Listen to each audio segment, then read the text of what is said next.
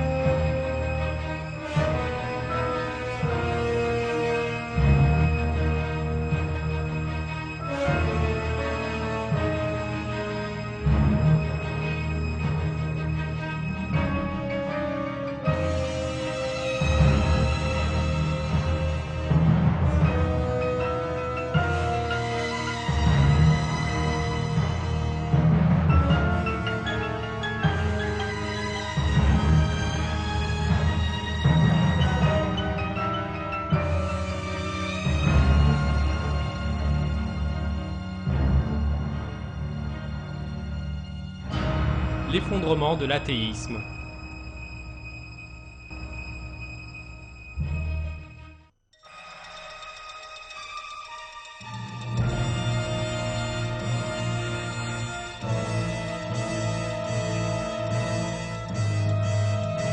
L'athéisme, en d'autres termes, la négation de l'existence d'Allah, existe depuis les temps les plus reculés. Or, la vraie montée de cette idée a commencé avec un certain nombre de penseurs du XVIIIe siècle qui étaient opposés à la religion. Des matérialistes comme Denis Diderot, le baron d'Holbach et David Hume ont proclamé qu'il n'existait pas d'autre monde en dehors de celui de la matière. L'athéisme s'est répandu encore plus au XIXe siècle.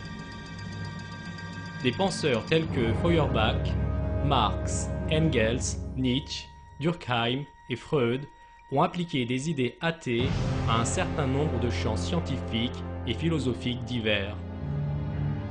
Le plus grand soutien à l'athéisme est venu de Charles Darwin, qui a nié le fait de la création et l'a remplacé par sa fameuse théorie de l'évolution. Le darwinisme a offert une réponse soi-disant scientifique à la question « Comment les êtres vivants et l'homme sont venus à l'existence ?», ce que les athées avaient été incapables de faire pendant des siècles.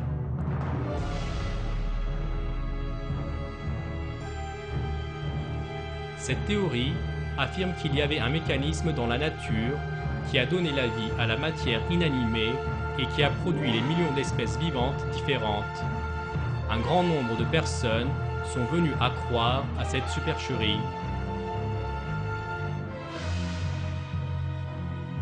À la fin du XIXe siècle, les athées avaient établi une vue du monde qu'ils croyaient être la réponse à tout.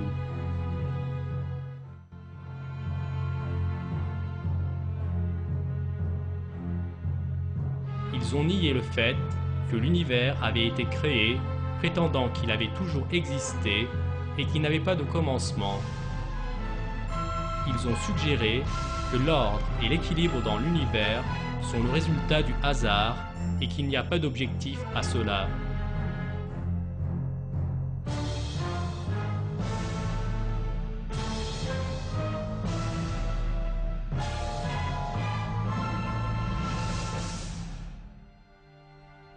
Ils ont imaginé que le darwinisme allait répondre à la question de l'apparition de l'homme et de tous les êtres vivants.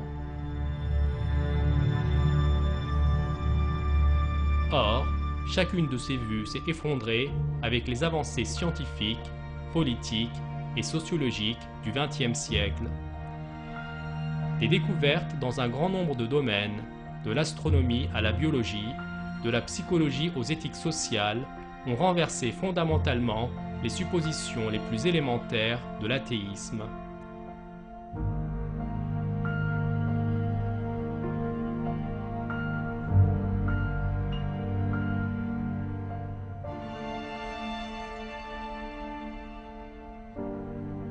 Dans son livre, le célèbre écrivain américain Patrick Glynn offre l'analyse suivante.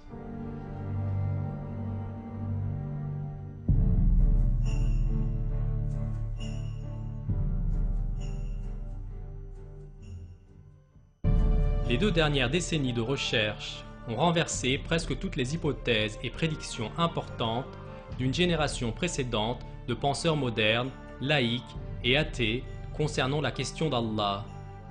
Sur l'étendue d'un siècle, dans le grand débat entre la science et la foi, les rôles ont été complètement renversés. Aujourd'hui, des données concrètes pointent fortement dans la direction de l'existence d'Allah.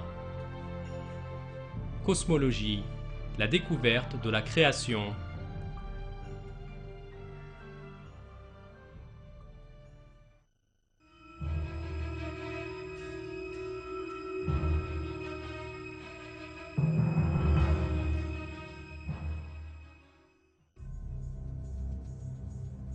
Le premier coup porté à l'athéisme par la science du XXe siècle a été dans le domaine de la cosmologie.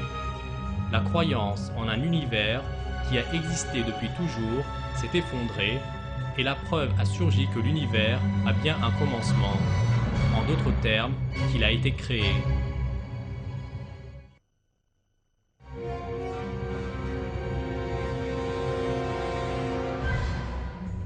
L'idée d'un univers infini a été avancée pour la première fois par des philosophes athées dans la Grèce antique. La première personne à soutenir l'idée dans le Nouvel Âge a été le célèbre philosophe du XVIIIe siècle, Emmanuel Kant.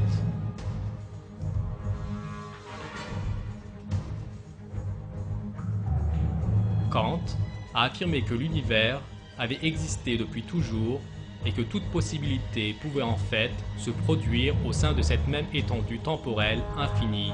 Au XIXe siècle, l'idée que l'univers n'a pas de commencement, qu'il n'existe pas de moment de création, a été largement acceptée. Cependant, la science allait bientôt prouver que l'univers a un commencement. Cette preuve a été apportée par la théorie du Big Bang.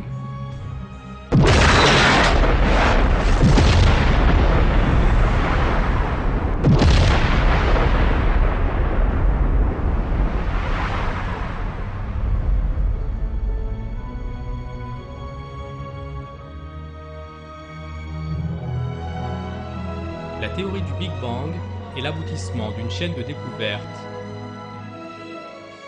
En 1929, l'astronome américain Edwin Hubble a réalisé que les galaxies dans l'univers s'éloignent constamment les unes des autres, ce qui signifie que l'univers est en expansion. Si le cours du temps dans un univers en expansion est renversé, il apparaît alors que l'univers entier est venu d'un seul point. Les astronomes se sont trouvés face à une situation métaphysique dans laquelle ce point unique possédait une gravité infinie avec cependant un volume zéro. La matière et le temps ont émergé de l'explosion de ce point infiniment petit. Autrement dit, l'univers a été créé à partir de rien.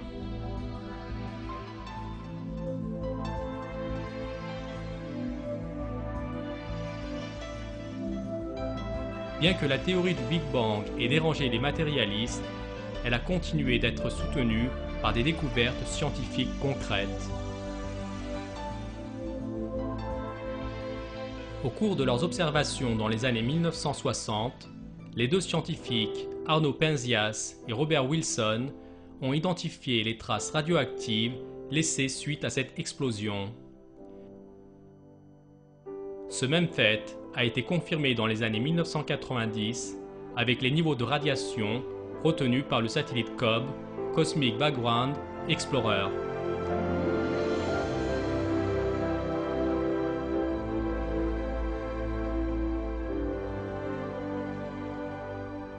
Aujourd'hui, les athées ont le dos contre le mur face à ces vérités scientifiques. Un exemple de la réaction athée à la théorie du Big Bang est apparu en 1989 dans un article de John Maddox, éditeur de Nature, l'un des magazines scientifiques matérialistes les plus connus. Dans cet article, nommé « À bas le Big Bang », Maddox a écrit que le Big Bang est philosophiquement inacceptable parce que les créationnistes et ceux ayant des tendances similaires trouvent assez de justification pour leur cause dans la doctrine du Big Bang. Il prédit également dans le même article que le Big Bang a peu de chances de survivre à la prochaine décennie. Or, malgré les déclarations optimistes de Maddox, la théorie du Big Bang a progressé toujours plus fortement depuis et on a fait bien d'autres découvertes confirmant la création de l'univers. La leçon donnée par l'astronomie moderne est la suivante. La matière et le temps ont été amenés à l'existence par un créateur infiniment puissant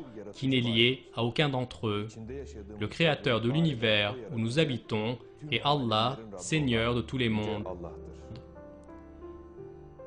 Physique et astronomie.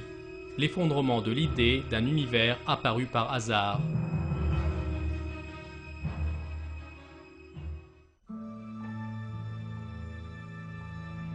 Un autre dogme de l'athéisme, démoli par les découvertes astronomiques du XXe siècle, est l'idée de l'univers apparu par hasard. L'affirmation que la matière dans l'univers, les corps célestes et les lois qui les régulent ont émergé par un pur hasard et sans objectif s'est effondrée de la manière la plus frappante.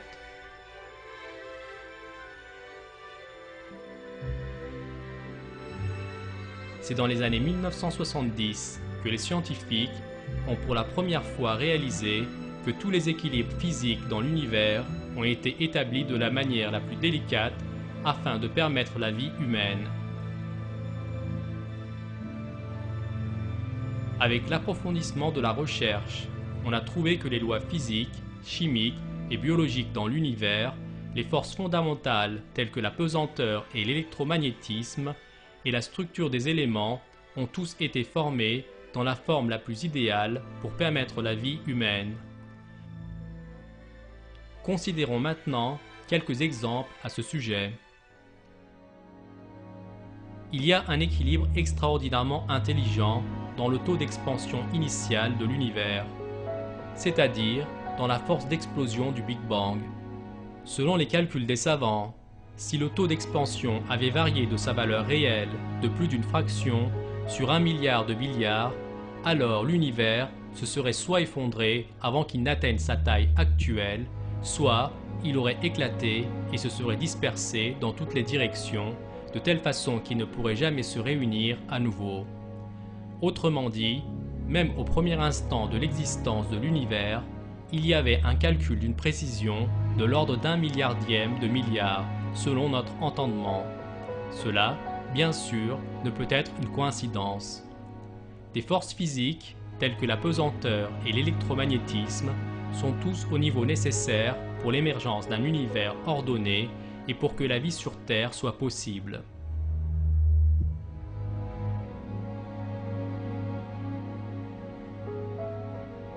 Même les plus infimes variations de ces forces, par exemple, des différences de juste une fraction sur 1 milliard de milliards, auraient signifié que l'univers serait rien de plus qu'un nuage de radiation ou d'hydrogène. Dans ce cas, notre système solaire, les planètes et notre Terre ne seraient pas venus à l'existence. Comme pour chaque détail de l'univers, notre propre système solaire a été créé au sein d'un équilibre des plus délicats.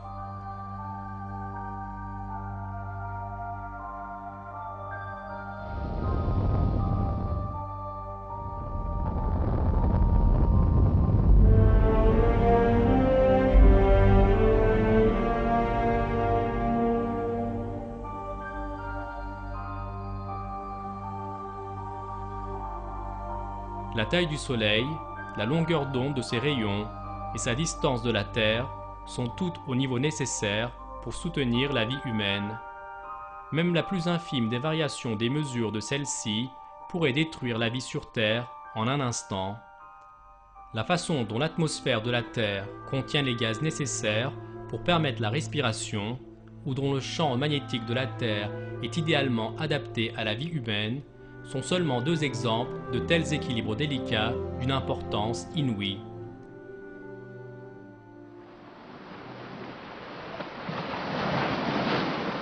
L'eau qui recouvre les 3/4 de notre planète contient également des caractéristiques destinées à soutenir la vie humaine. Contrairement aux autres liquides, l'eau gèle de haut en bas. Cela empêche les mers de se transformer en blocs de glace et permet la continuation de la vie.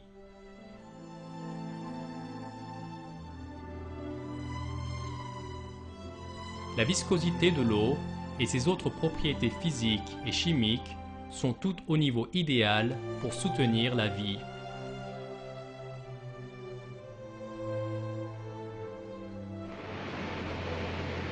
Ces équilibres délicats, dont nous avons vu quelques exemples, ont conduit les scientifiques à une conclusion importante. Il existe dans l'univers ce que les savants appellent un principe anthropique. En d'autres mots, chaque détail dans l'univers a été conçu pour rendre possible la vie humaine. La chose intéressante ici est que la plupart des scientifiques qui ont révélé cette vérité étaient en fait des matérialistes qui ne souhaitaient pas parvenir à une telle conclusion.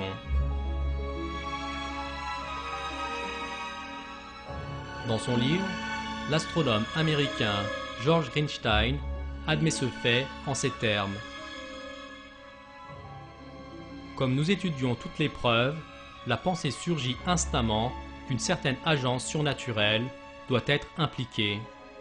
Est-il possible que soudain, sans en avoir l'intention, nous soyons tombés sur la preuve scientifique de l'existence d'un être suprême?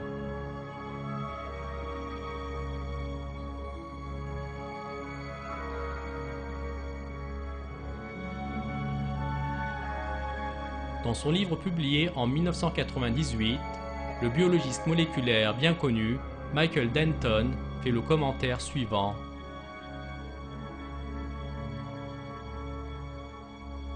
La nouvelle image qui a émergé de l'astronomie du XXe siècle présente un défi spectaculaire à l'hypothèse qui a été prévalente au sein des cercles scientifiques au cours de la plupart des 4 derniers siècles. Que la vie est un phénomène périphérique et purement contingent dans la structure cosmique.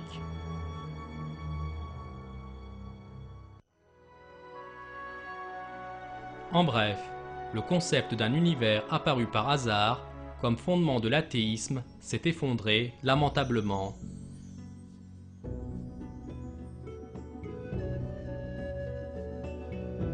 La nature trompeuse de ce concept a été révélée dans le Coran il y a quelques 1400 ans. Nous n'avons pas créé le ciel et la terre et ceux qui existent entre eux en vain. C'est ce que pensent ceux qui ont mécru.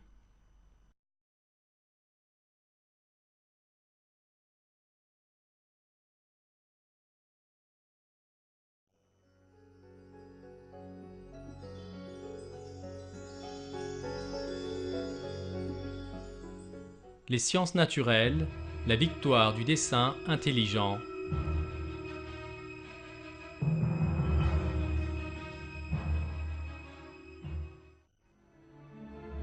Le fondement le plus important de l'athéisme à son apogée au XIXe siècle a été la théorie de l'évolution de Darwin.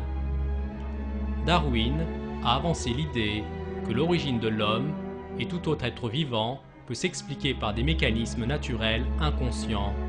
Ce faisant, il a offert une fausse explication à l'origine de la vie pour laquelle les athées avaient été incapables de donner une réponse pendant des centaines d'années. Vu leur absence d'explication concernant l'origine de la vie, les athées de l'époque se sont empressés d'embrasser la théorie de Darwin. Pour ne citer que 2 d'entre eux, Marx et Engels, penseurs athées du XIXe siècle, ont décrit le darwinisme comme étant l'axe central de leur philosophie. Cependant, l'appui principal de l'athéisme s'est lui-même effondré avec les découvertes scientifiques du XXe siècle. Les preuves avancées par différentes branches de la science, telles que la paléontologie, la biochimie, l'anatomie et la génétique, ont brisé la théorie de l'évolution à plus d'un titre.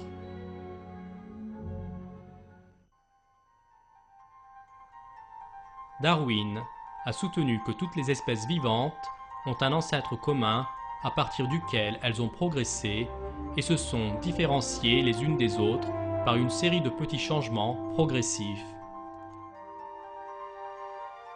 Il a espéré que les fossiles allaient fournir la preuve de cette affirmation.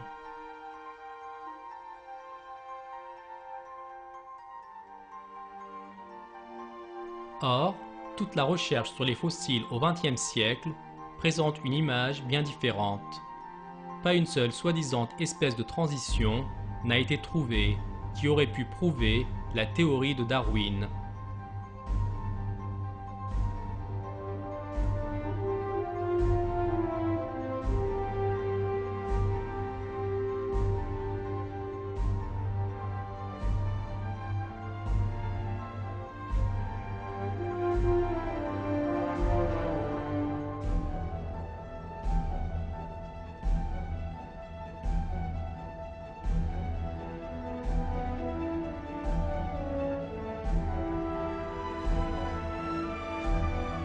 Par exemple, le phénomène connu comme l'explosion cambrienne est par lui-même suffisant pour détruire la théorie de l'évolution.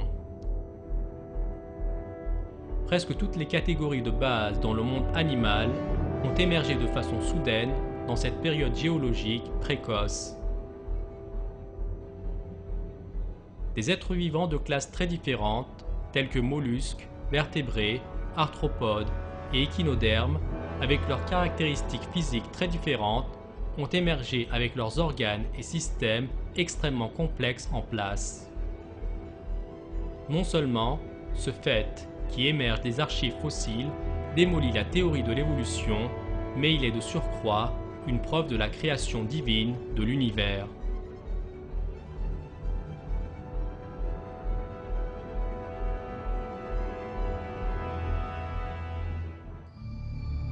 En mettant en avant sa théorie, Darwin l'a fondée sur l'idée que les éleveurs d'animaux ont produit différentes espèces de chiens ou de chevaux.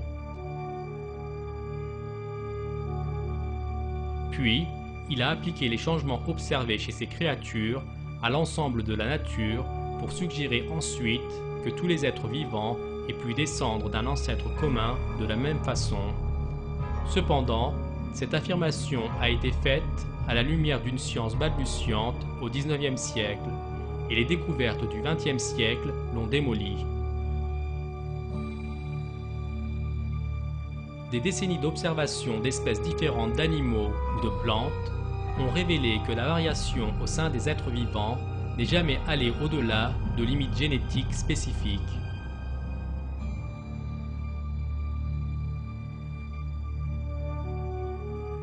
D'autre part, des expérimentations génétiques ont montré que les mutations, que les darwinistes ont considérées comme un mécanisme évolutionnaire, ne pouvaient ajouter de nouvelles informations génétiques aux êtres vivants, mais que, au contraire, elles avaient toujours des effets nuisibles.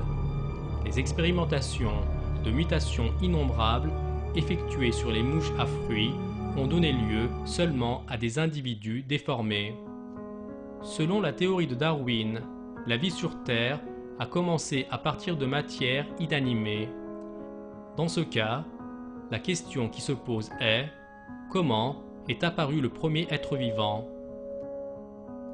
Darwin n'a pu répondre à cette question, se contentant d'écrire que la première cellule pouvait facilement s'être formée dans quelques petits étangs chauds.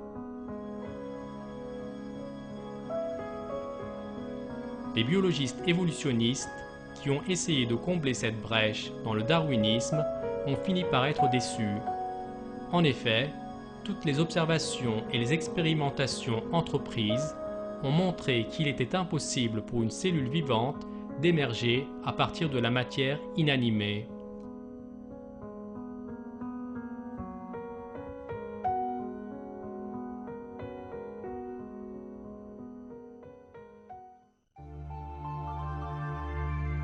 Puis, les scientifiques ont découvert autre chose dans la seconde moitié du XXe siècle.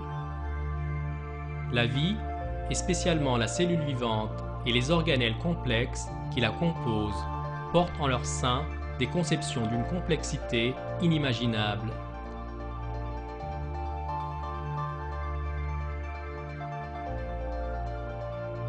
Nos yeux, avec lesquels aucune caméra ne peut se comparer, les ailes d'oiseaux qui ont inspiré la technologie aéronautique, les systèmes complexes et interdépendants au sein de la cellule vivante, l'information extraordinaire contenue dans l'ADN microscopique, tous sont des exemples de création.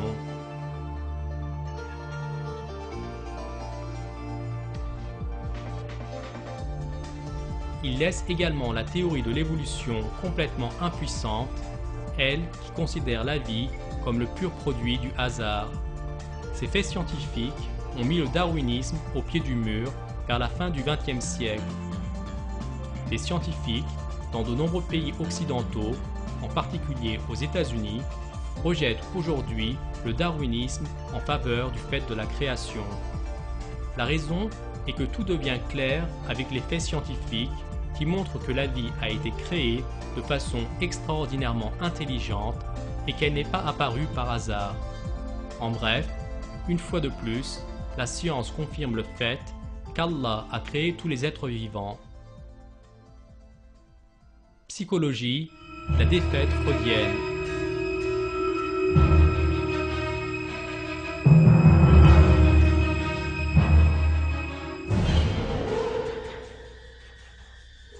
Le psychiatre autrichien Sigmund Freud représente le dogme athée dans le domaine psychologique au XIXe siècle.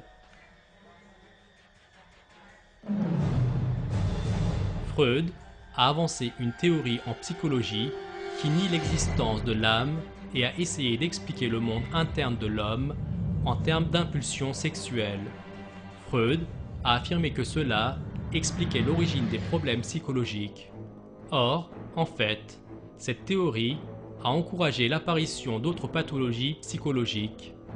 Cet enseignement, qui décrit l'homme comme une espèce animale vivant uniquement pour satisfaire ses désirs égoïstes, a accru en réalité les phénomènes de la solitude, de la peur et de la dépression chez les patients, car ayant éliminé les valeurs spirituelles inhérentes à l'homme.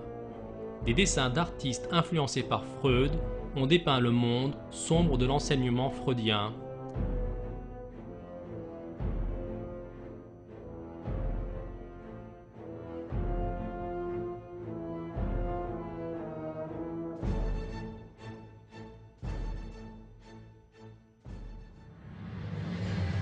L'attaque la plus importante de Freud a ciblé sur la religion.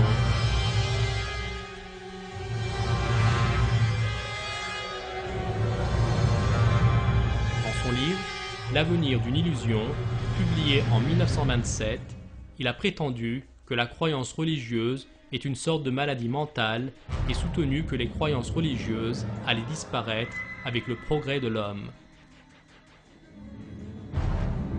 D'autres psychologues éminents du XXe siècle étaient aussi de fervents athées, tout comme Freud.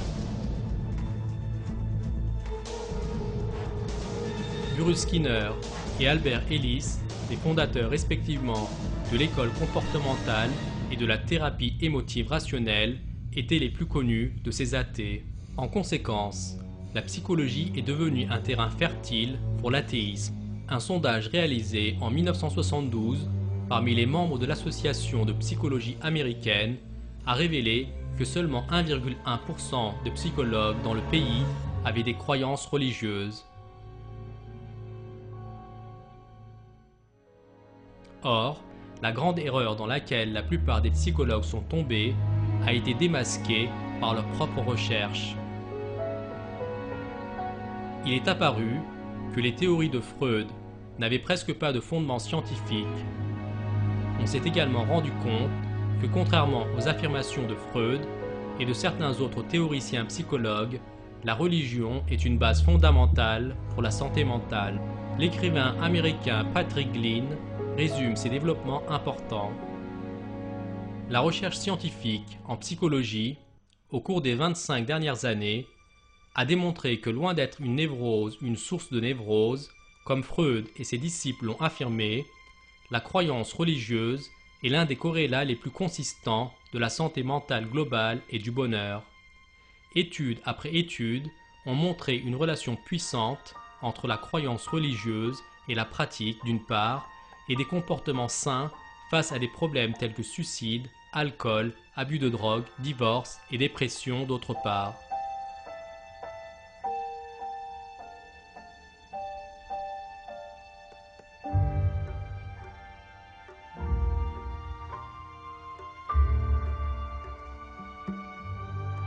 En d'autres termes, l'athéisme a souffert une défaite terrible dans le domaine de la psychologie. L'effondrement des idéologies athées.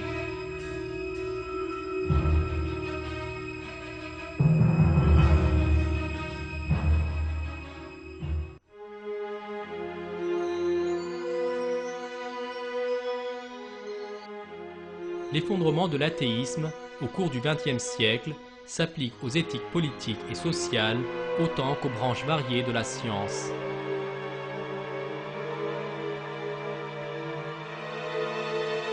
Le renversement du communisme en est un des exemples les plus importants.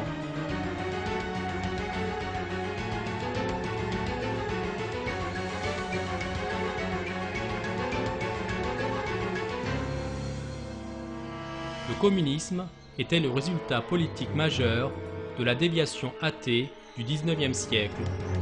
Les fondateurs de cette idéologie, Marx, Engels, Lénine, Trotsky et Mao, ont tous adopté l'athéisme comme leur principe fondamental. Les régimes communistes ont souhaité répandre l'athéisme dans la société et détruire les croyances religieuses.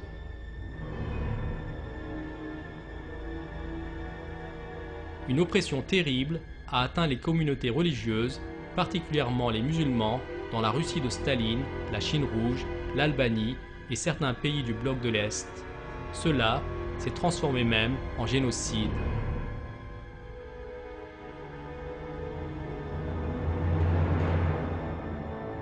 Or, ce système sanglant athée s'est effondré d'une manière surprenante vers la fin des années 1980. Ce qui s'est effondré en fait, c'était l'athéisme lui-même. L'écrivain américain Patrick Glynn a cela à dire sur le sujet. Alors que les historiens pénètrent les circonstances de l'effondrement communiste, il devient plus clair que l'élite soviétique elle-même était en proie à une crise de foi athée. Ayant vécu sous une idéologie athée, le système soviétique souffrit une démoralisation radicale dans tous les sens du terme. Les gens, y compris l'élite dirigeante, perdirent tout sens de moralité et tout sens d'espoir.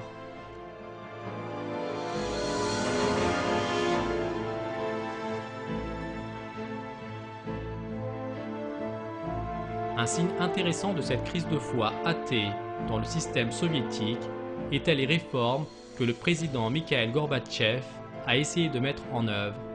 Du jour où Gorbatchev est arrivé au pouvoir, il s'est intéressé aux sujets moraux ainsi qu'aux réformes économiques. Il a commencé par initier une campagne contre l'alcoolisme, par exemple. Il a employé les anciens concepts marxistes-léninistes pour un moment, pour élever le moral de la société.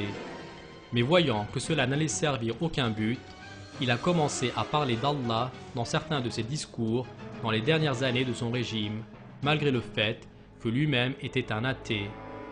Or, ces mots de foi non sincères étaient aussi inutiles et la crise de foi dans la société soviétique a continué à s'accroître. Le résultat a été l'effondrement soudain du gigantesque empire soviétique.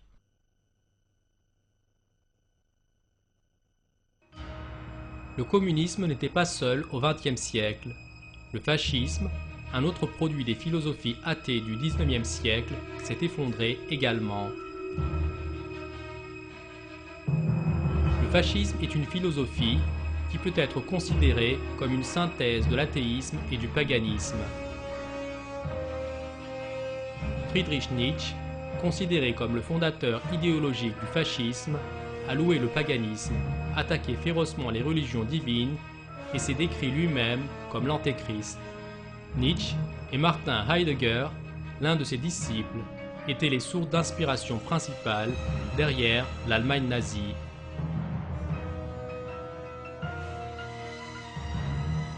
La philosophie athée et regorgeant de violence de ces deux penseurs a donné naissance à la sauvagerie terrible de l'Allemagne nazie.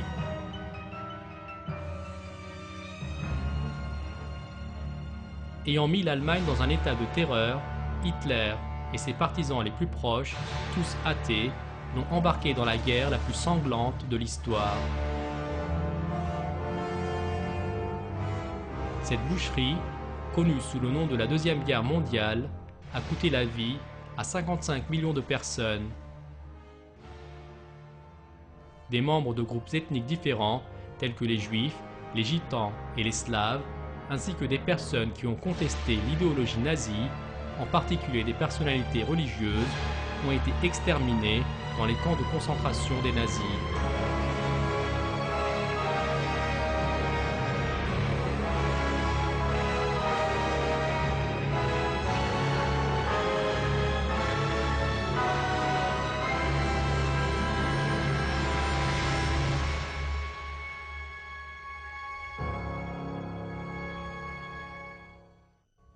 Un autre résultat social de l'athéisme a émergé dans les sociétés occidentales libérales dans la seconde moitié du XXe siècle.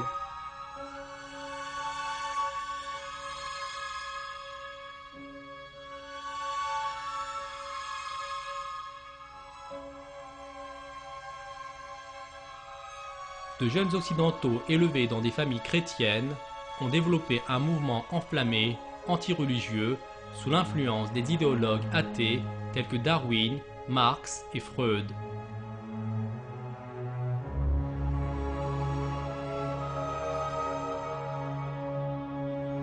Ce mouvement s'est développé rapidement aux États-Unis et en Europe occidentale dans les années 1960 et a donné naissance à la révolution sexuelle et aux rêves hippies qui l'accompagnaient. Les hippies croyaient qu'ils pourraient trouver le bonheur au moyen de la drogue et de la liberté sexuelle effrénée.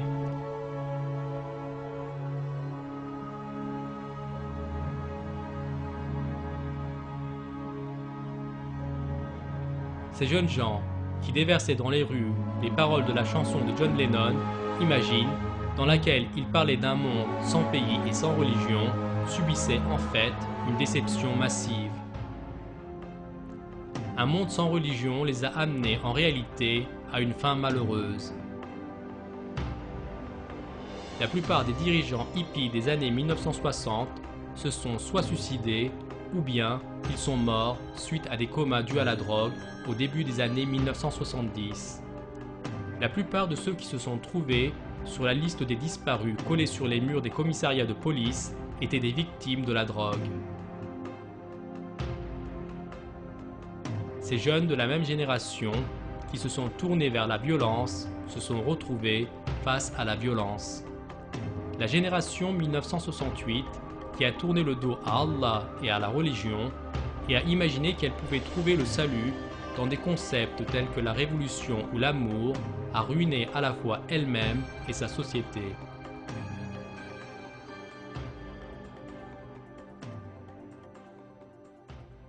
L'information que nous avons résumée brièvement jusqu'à présent montre clairement que l'athéisme est en train de subir un effondrement inévitable.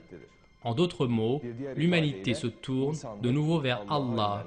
Cette vérité n'est pas restreinte au domaine politique et scientifique dont nous avons discuté. Des politiciens aux stars de films et de musique pop, de nombreux créateurs d'opinion dans la société occidentale sont plus religieux qu'auparavant.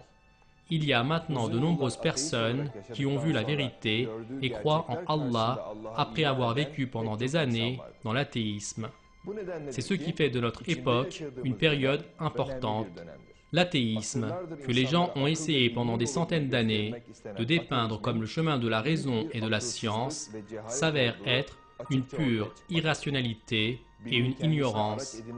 La philosophie matérialiste essaie d'utiliser la science à ses propres fins. Cependant, c'est la science qui en fait la détruit.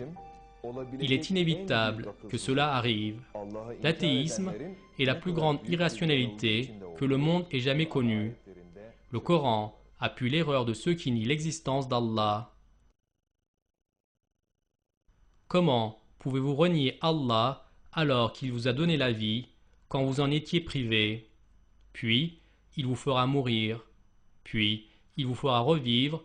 Et enfin, c'est à lui que vous retournerez. C'est lui qui a créé pour vous tout ce qui est sur la terre. Puis, il a orienté sa volonté vers le ciel et en fit 7 cieux. Et il est omniscient.